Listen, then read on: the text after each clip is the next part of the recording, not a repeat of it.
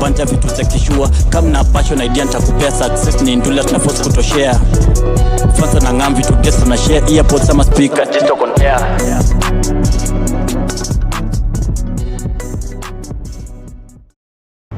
Ladies and gentlemen, welcome to Gist of the Urban Podcast. This is my name and we are about to have a good time.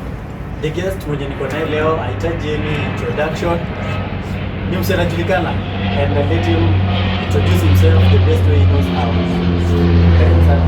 Thank you so much, my host. So, my name is Onyango, Lenox Onyango. I'm a senior civil engineering student from the University of Kenya here. As we all know, definitely focusing on one of the major global menace of area of research and study, that is seismic engineering, generally earthquake mitigation engineering and designs, and not a small degree of aspect and approaches as far as the astronomy, galactic expanse, and a bit of cosmic microwave background are concerned. And I'm glad to be here. I think we are going to have a compelling conversation. Thank you. Yeah, thank you for coming. Actually, I was not sure you would make to come. But thank you so much for creating time for this segment. Tukiangalia the past few days, kumekuwa na the political space imekuwa so radical. And I'd just like us to start with we hit the nail on the head on the vitu zenye zimekuwa zikihappen. So the MP for Kasipul was shot dead some days ago, and I just would like to know what your take is on that. Do you think like right now in Kenya we should be handling our political aspirants, our political competitors like that? First of all, I think you are very much hypothetical and not very much factual, because if you say handling our political competitors or opponents, you are arguing that maybe it's one of the aspirants of Kasipul constituency, members of parliament, that might have committed that illicit act, which may not be actually true. People have different enemies across the world, which may not be political. You can have business enemies or personal enemies. You get the narrative? Yeah. So in that case, I think it's a very wrong adventure.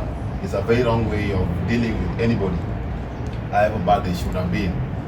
The only point that we should appreciate the killing of an enemy is when you're having a military warfare.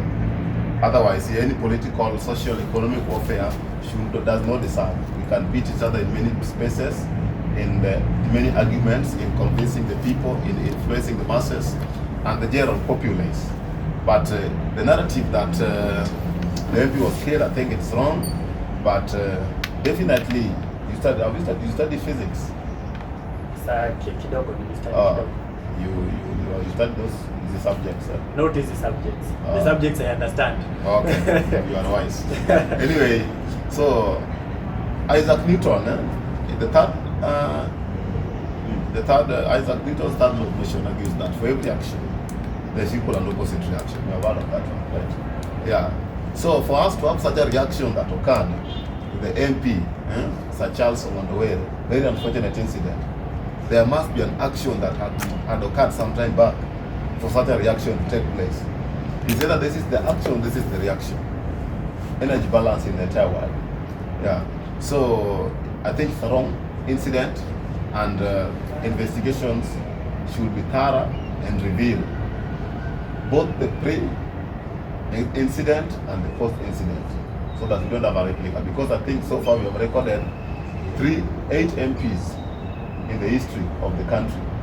Yeah, like we have Pio Gama Pinto of the Parklands, way back just when we were obtaining our independence. Yeah, we have Tom Boyer, that is 19. Yeah, we have many people. Such people have suffered in the political spaces. We have people like Robert Ouko. We have people like Clement Michael George. Argo is correct. Yeah, the first lawyer in East and Central Africa, who was also killed brutally along Kenyatta being just over here. So the question is, what are we doing in these spaces? Even if we take this to a global scale, we have had even senior economists, senior democrats like yourself having such troubles. People like Abraham Lincoln, people like President J.F. Kennedy, they have also been assassinated with the gunpowder. Yeah, and recently the current president also Trump also suffered the same fate. Exactly. Yeah. So I think this thing, maybe it is beyond our literal elementary comprehension, but there's nothing that occurs that cannot be undone. Okay. Kumekuwa na arguments that when a political star, or rather to be the MP, when something like that happens, the government is usually so fast and quick to react, such that utapata the one who was mwenye alikuwa anahusika na hiyo kifo maybe atapatikana haraka sana. But when it comes now to the common mwananchi, if you can now to the common mwananchi, something has happened, it takes a lot of time, it takes a lot of excuses to get to the bottom of what happens. Ama what can you say about that? Do you feel like kuna hiyo a big gap between the justice of the political stars na the common mwananchi? Do you feel like kuna gap hapo katikati? Well, there is. That is very natural. Yes. As long as you're prominent, the question is how many people do you command? Because it is the people that demand your investigation that shall lead to the swiftness of your investigation. And every represents a constituency. Like our recent case, the people of Kasipul. These people demand accountability for a person they elected, and that is what brings the change. It's a very organic process. Yeah, there's nothing can beat about it. It's as opposed to when just a random comrade or a random citizen dies. Only the family has a bargaining power over that person's life. Get the narrative? Yes. If it is a president, it is the whole country, the majority of the country, demand accountability for a person they elected, a person they entrusted with their future. If such a person is killed or terminated, they will have to make a demand of the same. So this question, I think we cannot have equality in such matters. This is a very organic process. Today, if you become the MP and somebody threatens your life, your constituents back at home will be very much concerned. And whenever a mass of people are concerned on a certain issue, definitely the government will have to tame these people. And how do they tame it? Conducting rapid litigation processes. So, tukitoka huko kidogo tukiingia kwa campus politics and university politics. Here in Toop we had recently tulikuwa na elections and some people were elected. But kumekuwa na some people saying allegations that university politics is sponsored by the politics out there. How true is that? No, and what's wrong with that? It's not. There's nothing wrong. Okay. But we just want to get the bottom. Definitely, yeah. We have comrades from rich background and comrades from poor background. And the fact that however rich you are, as rich as President Donald Trump of USA, he resources from funds from different companies. Oracle, Microsoft, different companies were giving money to sponsor. In fact, it should be so. It should be, in fact, the university student should outsource should outsource resources for their campaigns. That is the first incident of learning resource mobilization as a leader in any state. So I think it is quite true. Many people have been sponsored. All the universities, leave alone Duke. Duke is the one that has received the least sponsorship. Universities here, have you seen their campaign? Yeah. SUVs and fuel guzzlers moving in the compound carelessly, sponsored by external people. So I think it's the problem only comes when these external politicians want to leverage on their support for these poor comrades who are leaders to make some substantive changes or alterations or control within the university setup. That now is the trouble that begins. But I think that's the end game. Typically not the end game. We have people who just give organic support. Yeah, for adventure. Well, what is your constituency? Sorry, constituency. Your MPs? My MP DK. Oh yeah. For instance, if you want to vie for a position here in Tuga, then you approach your MP, you say that guy, I'm your constituent, I'm your voter, I'm going for this position, I'm less of this funds. Yeah, you may give me, or you may just give me some posters, some t-shirts, some merchandise, or print from your banner. It's a very natural process. That's how you nurture people. Yeah. Typically, when your younger brother in kindergarten wants to vie for captain, and he's asking for 200 shillings to buy sweets for the voters, Yeah, you just give it. you just give it to him. There's nothing wrong with that. Okay. Kumekuwa na the arguments about, we know, you know what about Kibaso is that amesha toa his bid for the 2027 presidential. he has a different spectrum. He has a different approach when it comes to campaigns. He says that the citizens should give the money to their aspirant.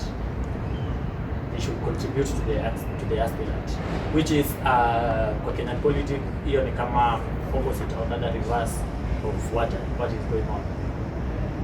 The politicians are the one giving money to the. You get what I'm trying to say? I'm getting you. So, do you feel like in Kenya we should take that notion, the process from we should take that one from US, the way US do? Some people go and sponsor the president, and then the president now will work for you, rather than the president gives you money, then akifika huko he does what he does. You see, the trouble we're having right now is that the main problem affecting Africa is that we like copy-pasting things without looking at the implications that may arise from it. The other day we just adopted CBC, we realized it is chaotic. Yeah, it is well, but we don't have the resources, we don't have enough.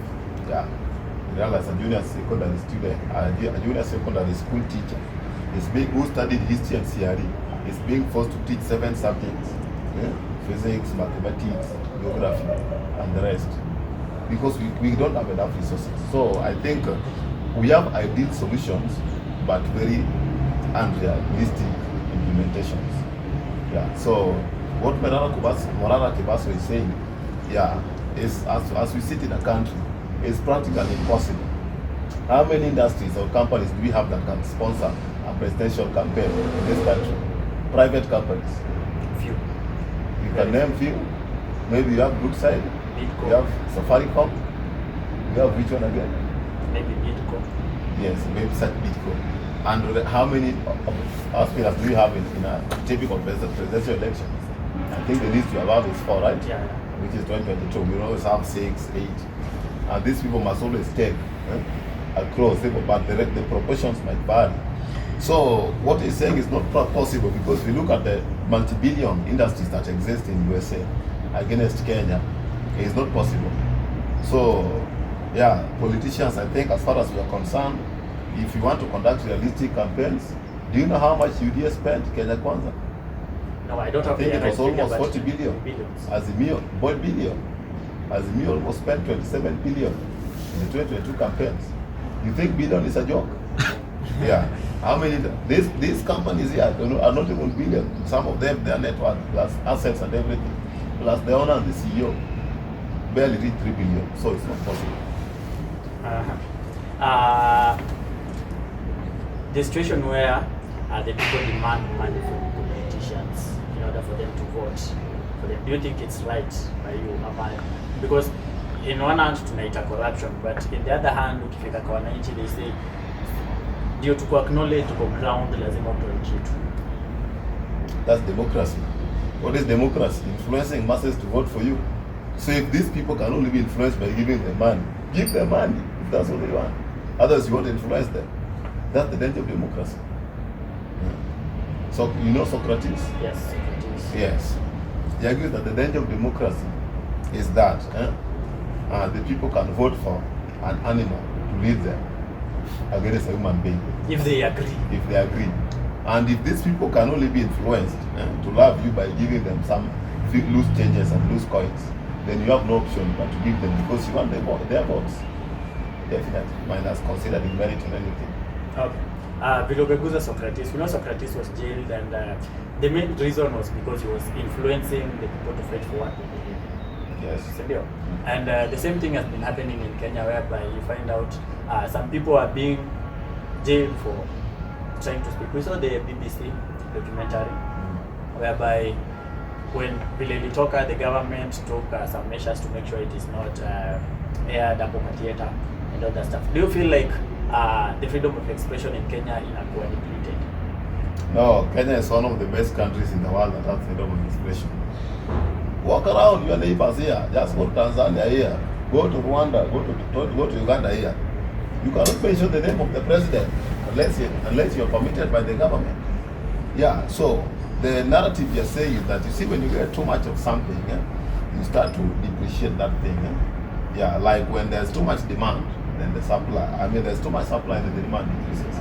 Yeah. So the fact that you have experienced too much freedom, everything becomes too much. Well, the documentary is fair. I've gone through it, and I think it reveals the narrative that occurred. It is so painful that even after the pain is gone on the edges of the cosmos, can still be traced back to a personal and private pain. So, the freedom of speech is not being infringed in the country, and that's my point. Okay. Youth wamekuwa wakiumia sana when it comes to fighting for their rights, fighting for what they believe in, and tumekuwa tukiona now that before the 2024 protest, the financial what do the youth believe in? The youth, they believe in change. They believe that when the people who have been holding the offices, let me take an example of Atwoli. Since I was born, we have known that Atwoli has been the chairperson of Kotu. Does that mean there are no other people, no other young people equipped well, or rather equipped with studies well to hold that office? No, it does not. But is Atwoli qualified to be in that position? Okay. As for me, I can't say because I found it. Well, he is qualified. Let me answer for you. So, what does it mean for someone who has studied? It means that the Kotu, the trade unions across have been voting again. And en masse, almost 100% people are voting for Atwoli. That's what it means. You see, let me just demystify this claim. You see, I don't like acting victim always. The main problem affecting people, where you realize the act that you start acting as if you are marginalized. That's the danger of a country. When people start acting marginalized, people start acting victims, people start acting segregated. That's the danger we are having. And that is why even the youth that have been elected to parliament, or the youth that have been given position of influence, cannot bring any substantive change. A typical example, when the women claim that they were being marginalized, not fairly represented in the legislature, we brought women in positions, right? Do some random sampling across the villages. Even here in town, ask them what is the impact of position women in that position. It's nothing. So the moment we embrace things like DEI, What is that? diversity, equity, and inclusion. The moment we bring issue of empowerment and inclusion at something, then what do you know what we do? We limit merit, because now we want to bring people on board, and the most qualified people exist. So the narrative that the youth are not being equally heard is wrong. We can do random sampling. The people that have sponsored major bills in this country, we had an MP who was elected at 23. You know that MP? For No. No. Oh, for Igembe. Remember the one who came to parliament on food. Yeah. What bill did he sponsor that can favor the youth? He did not. There was no motion that he tabled. That is a prima facie. Look at the Senate. Look at people like Setaron Cheroyo. Entered as young people. What bill have they brought that has impacted the youth in a national scale? Very limited. But So, on that note, there are also other people, they are old enough, but they are not even tabling the same motions the young people are tabling. no, you see, that one does not justify the fact that you need a youth. Because if you had a typical example that some youth that have been in legislative processes have done this, and this, then you can say that, well, if you magnify these numbers, then you can have a fair change. So, well, the youth need to stand up for their rights. And if you look at the top countries, the youth are taking leadership positions, and even the old men as well. Yeah, so let us do things based on merit. We are in a democratic state. If the youth can vote and influence people to vote for them, well and good. Let them go for it. If the people choose to elect the old, include the youth, those people knew yourself, you look like you are going to elect some old person against the youth. And that is a democratic right. It's very legal. So I think the youths have there's nothing that the youth have not given a fair hearing opportunity. They have, but they need more. Okay, let's look at Salasia. Salasia alienda Nyayo Stadium the other day, we had a game, and to some alikuwa alisalimiwa, and there was something that alikuwa amesema against Baba, and I just want to know what your take was. Was it right for him to be greeted in that manner? Or greeted him? What do you mean by greeted in that manner? The same man tuliona alipigwa aliguzwa hapo Nyayo. Well, I don't know. We cannot say the trainer be the best of. As I told you initially, people have different enemies in this world. Yeah, maybe that was the perfect opportunity that you can find them in a crowd and greet him. Maybe you did some business and the guy did not work with you so well, and this is the day you have made that. Or maybe just a political opponent back in Mumias East. So we cannot say that just because he made a statement against Baba is on record for never interfering or never retaliating on such issues. Yeah. But I saw you in another interview whereby you say that you could pass salamu ya kutosha. Based on the kind of display that guy is doing, yeah, it needs to be censored on some activities. Yeah, things like displaying blatant drug abuse is not fair. It's wrong in the country, and the drug you're abusing is also illegal in the country. Then suddenly you want us to praise you for being a good person, for mentioning some statements against an old regime. Does not make sense. So what happened at Nyayo, I cannot say it's a good thing, as I said about the death, but I'll always tell you Newton's third law of motion and the law of conservation of energy. For every action, there must be equal and opposite reaction. He committed an action, that was a reaction. Okay. Kwa watu wengi wanasema Salasi anafanya kazi huko mahali anatoka, that stuff, and recently ame-launch his presidential bid for 2027. Do you feel like if he chose to run, do you feel like he is equipped well to lead the nation? The reason why the country is suffering and Africa is suffering is the issues like development. What is the role of an MP? 3 paramount roles: representation, legislation, and oversight. There is nothing like development in an MP's bill. The issue of CDF is what has made MPs so docile. They don't even debate issues in parliament as long as they win 100 million. If we remove CDF from the MP's docket right now and take national government, be sure MPs will have nothing to do in this country. So building something, a road somewhere, or lighting a street somewhere, or putting up a KMTC or a teachers training college in a country where we are having deficit of job opportunities is nonsense. The role of an MP should advocate for rights at the parliament. Nowadays, we give an MP 100 million, they go to a certain poor background, they do 1, 2, 3, and then we say they're working. It's not the role. I've told you 3 roles. Do you remember that? Yes. Legislation, representation, and oversight. That is none of what that Salasa is doing in parliament, and other MPs who purport to be working. As long as they're not doing those things, fraud. But in Kenya, doing the oversight thing, we all know that right now all the members of parliament, right now parliamentarians, what they answer to someone. We also That's not actually true. We also during the financial bill last year, when they are the same people who passed the bill, but when now the president is saying now that he has had the Kenyans, he is not passing on, he is not signing the bill, now they also celebrate. Well, it is only a fool that does not change, my friend. Yeah, the fact that the MPs changed their opinion, maybe they saw indeed that these things are affecting the country, these are my constituents, it is wrong, and even the president has seen some sense. There is no need for them not to celebrate, as much as it may not be an organic celebration, actually. Yeah. And not all MPs voted yes. Yes, we had MPs voting no, majority of them also. So the fact that some voted yes, some voted no, that question should be framed in a fair manner. Yeah, there are new MPs, majority of them voted, or I think all of them, and a few voted no. The Kenya President voted yes, the majority side. So MPs, the narrative has been that the parliament is not independent. Yeah, it can be actually true.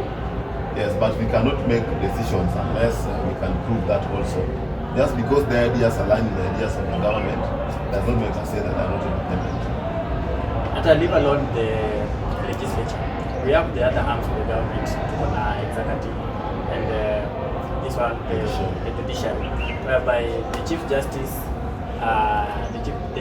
was changed, and like it looks like the person on top is trying to control all the arms of the government, which are supposed to be independent. The chief justice or not? There's a time the chief justice was chief justice's hand was forced. To do what? We all know these things. I don't want to say them on camera, but we all know these things. Were those things said on camera? Yes. So why are you afraid to say them on camera? Kwa sababu sina lawyer. Huh? Sina lawyer. And who tells you cannot get a lawyer? Yeah. My financial status cannot agree. When trouble kicks in, all solutions must come. Anyway, I think I've got your question. So, yeah, I think this thing of people being crybabies is very wrong. Yeah. A whole chief justice should not cry for justice. You are the head of justice in the entire country. You must use your power. The other day, it is so sad, the other day, the control of budget, I think it was 2023, the control of budget was arguing that is being threatened. Yet you have a constitution protecting you. Everybody in this country, including you, has a constitutional right protecting you. So, well, you can be threatened. The head of state, the president, anybody in the CS is a position that can threaten you. But what protects you? For instance, in last year June protests, we were on the streets, were we not? Yes. Were we being threatened? Yes. Did we back down? Yes, we did not back down. We did not back down. So why are they backing down? If you know you are right and you have a constitutional right defending you, a whole chief justice who has studied law to the highest echelons should not cry for normal citizens to help. After all, you see now that speaks volume of the seat that it means that they don't know why they are there. But if you see now a whole chief justice complaining, now you know that the matters are now out of hand. Okay. The same thing happened to the former AG. The former AG?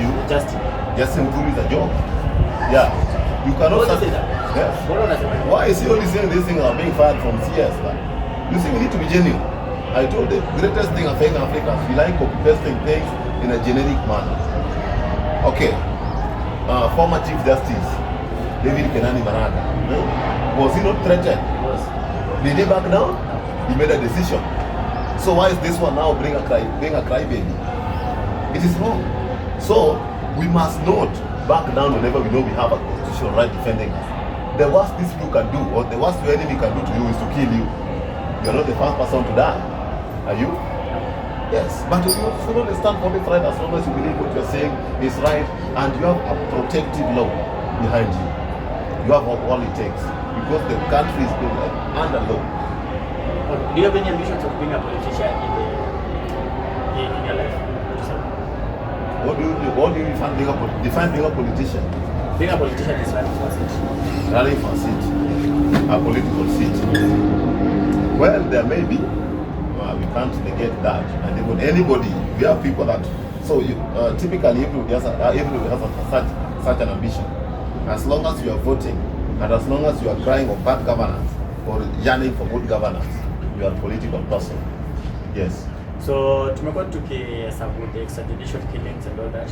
We saw the majority leader for UDA in parliament, Ichungwa, alienda ile Al Jazeera and was asked to answer some questions about the justice that was supposed to be taken over the policemen that were wenye walikuwa wamehusika na the death of some people during the protests, and none of them were held accountable. The BBC juzi wametoa the faces of the people who the policemen specifically who shot people and all that, but we've not seen justice. What would you say about the justice ya common mananchi? We tumeongelea the political space and all that. We know the politicians and all that. We need to know, how about the common mananchi? Is it that justice, we know justice delayed is justice denied. Is it that when justice delayed, should we wait for the justice? You see, the main reason why I don't appreciate any killing, whether judicial or extrajudicial, but the main reason why I am quite unorthodox when it comes to arguments in the youth spaces, yes, because the other day I was in a certain very extra high tension space, and the youths were crying of inclusion. The youth were crying of being involved in public participation, and I asked the youth, did you vote? Yes, I told them yes. So if you voted for an MP, then why should an MP should represent you in parliament? Should he not? Sure. Then why should they also bring back things so that you discuss and you already donated your power for such a person? you want to call a public participation. It's nonsense. As long as you're doing it to your power, have faced the consequences. You believe this person can make good decisions for you based on your needs and requirements. Okay, away from that, to your question, extrajudicial killings, it is wrong. And how much are you convinced that justice has not been taken? Because the BBC the documentary itself was perfectly demonizing the government. Perfectly demonizing the government. So how sure are you that justice has been taken by these police officers? Because there's an incident last year, and then one of the police was identified, was arraigned in court. I think 2 of them so far, but I don't know what action has been taken. Okay, now you are arraigned in court. The one who was seen tear-gassing people and firing live bullets on people on camera. He was arraigned, but nothing past that was happened. What did you expect to happen, or what did you think should happen? Court-martial, at least. Court-martial. Okay. When Kama took a reverse the incident, if it was the citizens attacking the policeman, now another thing would have happened. That is an irresponsible citizen. Yes. But now when a policeman is firing live bullets on citizens, then I see you live, direct. You see now you're supposed maybe to lose the job or rather something like that. Yes.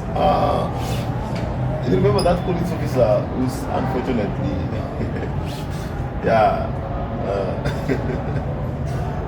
It's not a laughing matter. The one who's holding Doti Yaga says that's an yeah, the guy cannot now greet people so well. So yeah, so just see that I left greeting. So do you think that what justice do you think should be taken after this? Maze inafaa poteze kazi kitu kama you see we need to see action. If he killed people, hakuna vile ata send tear gas on people directly. It's usually sent upwards. Yeah, I don't have any military background myself, so I cannot respond to that. But just to make the equation complete, yeah, the whole narrative of extrajudicial killings, I think it has been something that's happening. From the past regime, it was even too much. And the whole point of the whole narrative is that investigations, we generally, have you ever received any report of an investigation anywhere? You can imagine even the 207, 208 PEV. Yeah. Even the report that was given does not hold somebody directly accountable. You know the narrative. We even took people to ICC in The Hague, Netherlands. What outcome did we have? So it is almost a systemic problem we are having as far as that is concerned. And one conclusion I can give, fellow youth, your life is your responsibility. And dead men tell no tales. That's bad. So despite the fact that you are fighting for your rights, you should always protect your life. You have heard of apartheid regime, Yes, yeah. There's something known as the rock bottom necessity, a mechanism they use to survive and fight the apartheid regime. So, rock bottom necessity argues that, and you're going to answer this, if I'm dying of hunger and there is only American food and the food is being offered for free, and I hate the Americans, what do I do? What could you have done? So you are compromising because you don't like any of these people. These people are tormenting you, making you suffer and eat day and night. But now I have to live. That's the whole point I was trying to drive. As far as you fight, you must know where to win or where to lose. And you should always live to fight another day. Let's take Nairobi for instance. We had several governors and we had some aspirants in 2016. I know I don't know if you're a fan. Well, he's a good guy, he's a great guy. Yeah. How do you describe his political That's the kind of leaders we need in this country. What do you think he was? Yes, because we had a bad leadership in the country. Yes, by the past regime, it was very wicked, and that's why they did some things to him. But I think the same regime is the one that has been elected. Exactly. So should we say that Kenyan are toxic voters? Yes, you see all this trouble, even right now, people, just to be realistic. I'm a Kenyan, you are a Kenyan, you've been in Kenya for some time. Yeah. Have you ever had any good leadership in this country that we can appreciate? Not really. Yeah, people tend to appreciate Kibaki's regime, and Kibaki now that collapsed our economy, that regime. That's when almost all the state corporations collapsed. And the moment the private sector becomes more powerful than the state corporations, they believe that the country is failing. So, we had so much loss in the past regime. The regime tried so much to sustain the state corporations and the state initiatives, but as much we also had some number of some judicial killings and political assassinations. In that regime was full with grabbing, judicial killings and extreme tribalism.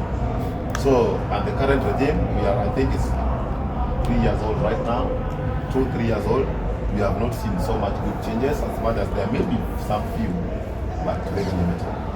So these things, I tell people, even in 2027, Kenyans are very careful that they might re-elect a vice person, because some of the people that are now rallying the crowds in this country from different incidents we have seen in the past, from yesterday to other incidents, and people that were at one point appreciating these regimes, whether the past or the current, they were the core. Were they not? Yeah. They were. So suddenly Kenyans want to consider these people saviors. The current president, how was he elected? He acted a victim, right? True. The one that was telling you that we must stop acting victims. True. After the March 2018 handshake, he felt sidelined, though that's not actually true. Yes. And then Kenyans sympathize with such a person. So the whole narrative that we are driving, that 12% can be changed, all these figures talk about, just to sample, so that's to sample them randomly. Yeah. Former Vice President Kalonzo Musyoka, he was in Kibaki's regime, right? We have just said the failures we had in that regime. Have we not? No. Former DP, Rigathi Gachagua, he was appreciating the regime, right? To an extent that he was live on air saying that in 2023 when Baba was leading demonstrations against finance bill, what did he say? The time was he used to wake up at 5 a.m. You remember that moment? Yes, during even when they attack the Guru's lunch. Yes, the North Lunch phenomenon. You get the narrative.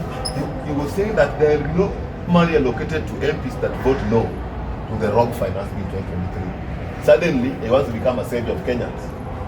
You cannot suddenly become clever, in the words of President Mwai Kibaki.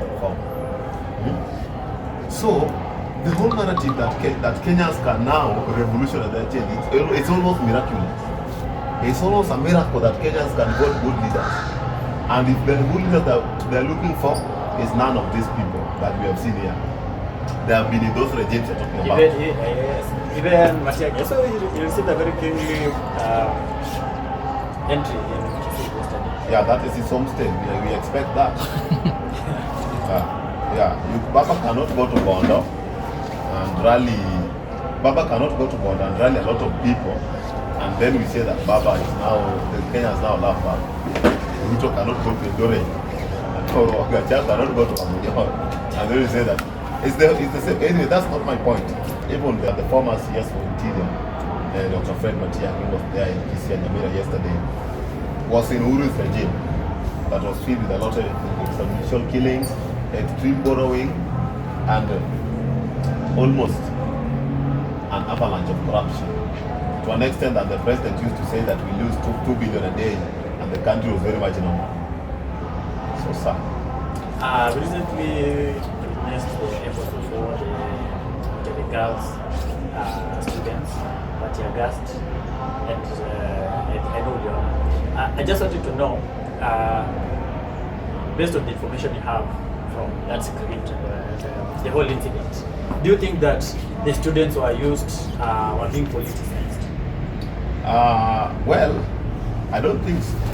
I don't think so, but to some extent, you see, the whole narrative. I was one last actor in Kakamega High School, and won national 3 times when I was studying there. Yeah, and Cleophas Malala was one of the most formidable competitors.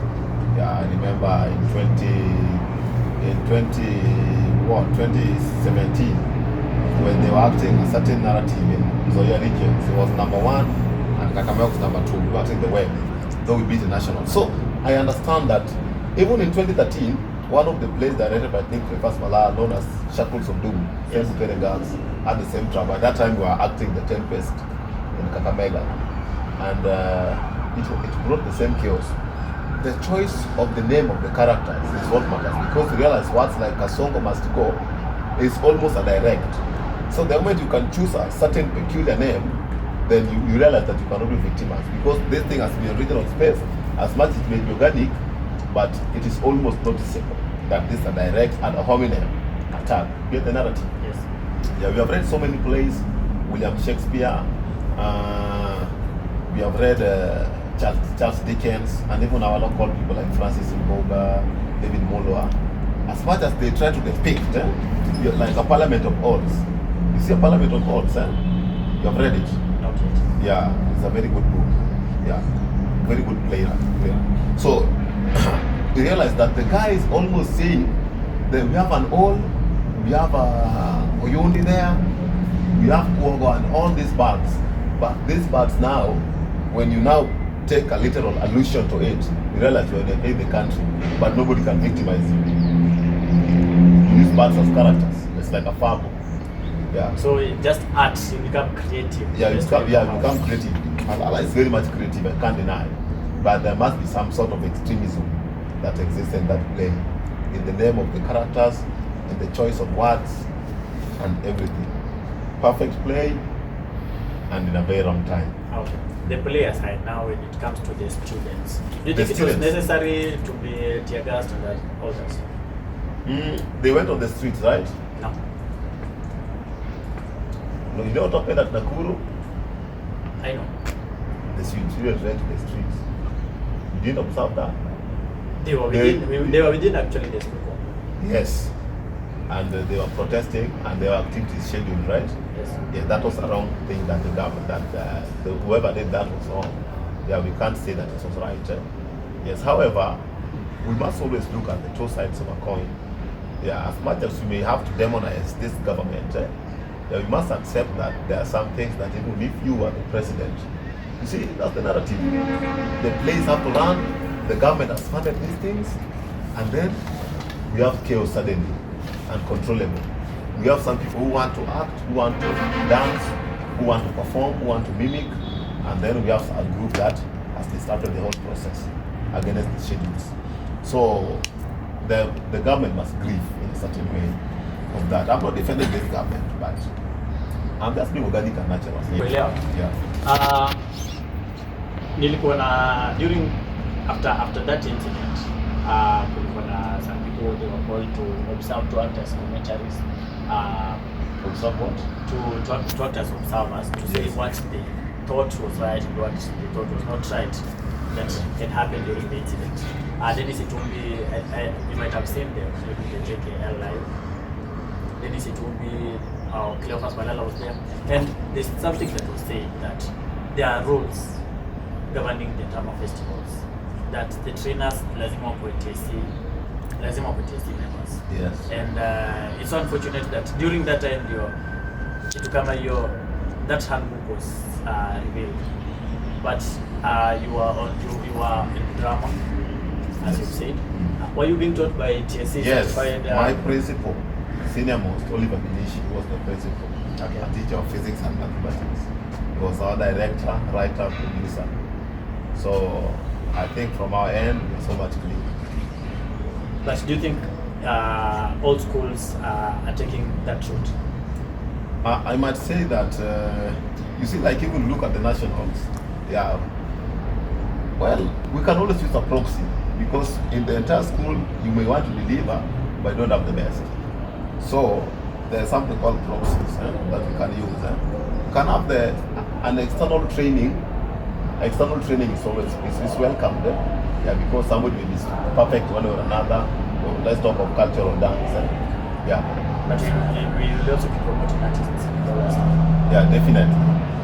So we cannot say that it's entirely wrong, but if that is what the rule and the law says, then I think let the law take its course, because things spring at different times.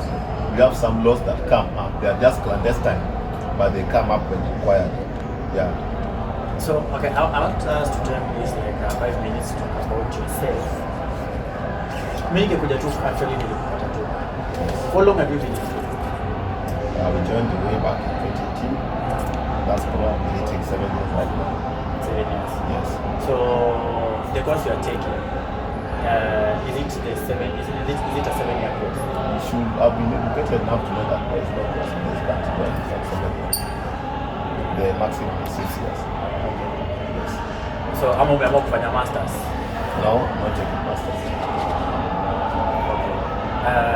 The people, you are a very vibrant guy, vocal guy. I believe everyone in Tuka. And me coming in Tuka, I used to think when the president was Tuka. I actually had to ask President, when I was told, was he president or Tuka? Will you appoint the president? Because you actually assume that role. You actually command like the role itself. So I'd like to know, what's your role in Tuka? With the capacities you served. You want my initial introduction? Yes. Yeah, I did mention leadership role. Yes, I may have some leadership roles in different organizations or different clubs and societies here that are inclined to engineering and technology, which is my major domain. No? Yeah, so yes, but in the SATU leadership, I don't command any role right now. As much as many people might assume that I'm the chair, SG combined or anything, but that's not actually true. We had an election, so I want you to give one piece of advice to the elected members before. Well, the elected members, they must know that this is a leadership that takes approximately a maximum of 1 academic year.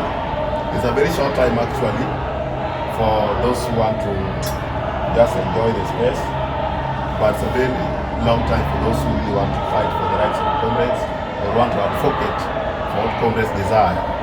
So one piece of advice that can be given is that they should carry out themselves as leaders. The other day we were having a certain leaders conclave. Yeah, a certain one of the town there, I think it's here, another place in States. And yeah, people are surprised. Former student leaders who are right now, some of them MPs, or senior government officials, or just running their positions, but very much senior. They ask themselves, are this the president? Does not. From the dressing, from the speech, from the confidence, from the aura of innocent vulnerability, and from the serenity that should be displayed by ahead of a university. They do not command the position. Yeah, and that happens because we have leaders that do not do research, do not train about leadership. Yeah, they just win elections, and that is why I'm opposed to, ever opposed, and I think all comrades are opposed, and even the leaders themselves, except for a few, on the delegate system of voting, that parliamentary system of voting. It is wrong and it is inconsistent. One thing they should do, they should look for a way in which they can be raised, if they can, because it has been tried many times. But as I told you again, young leaders are easily compromised. So the other day we were fighting against new funding model, and we have been on the forefront. Get the narrative. And the team that I was having, suddenly when opportunity came, and the presidential task force was formed, yeah, so that we can have some sort of inclusion of student leaders. People were rushing to support the new funding model, to look for proponents, to look for rationale. The people I was with in different spaces, whether in the street, whether in the boardrooms, whether in the TV rooms, whether in the presses and everything, they were scrambling. So there's no unity among the leaders? Not unity. Even objectivity? There's no objectivity. That's I told you that we are not organic. Yeah. So suddenly they go and then they start defending the new funding model. They are on record. They are gazetted by the national government. So it looks like everyone. Yeah. Yeah. That's what I told them against this young leadership. We're talking about youth leadership. We're talking about as the solution of this country is that we need good leaders, whether young, old, ancestor, divine, grandmother, or anything. We need leaders. We don't need young leaders or old leaders. We need leaders. That's Good leaders. We need leaders. They're not like good leaders. And just a leader is just a leader. Yeah, it is just a leader. Yeah. You You need get people leader. who know the demand. You see, there are some cultures where killing is very common. You know that? A leader that common. We have countries that still have, like Vietnam. Oh, Yeah. hanging and all that. Yeah. Even China. Yeah. And then as for us, we are feeling it's a very wrong thing, right? But as for them, a good leader should be able to hang criminals instantly. Do you believe we should assume that in Kenya? We should. A criminal can always do it once more. So si tutakosa politicians. Yes, we should lack them. The reason why, because I told you, with the moment, like the same politicians that right now crying victims,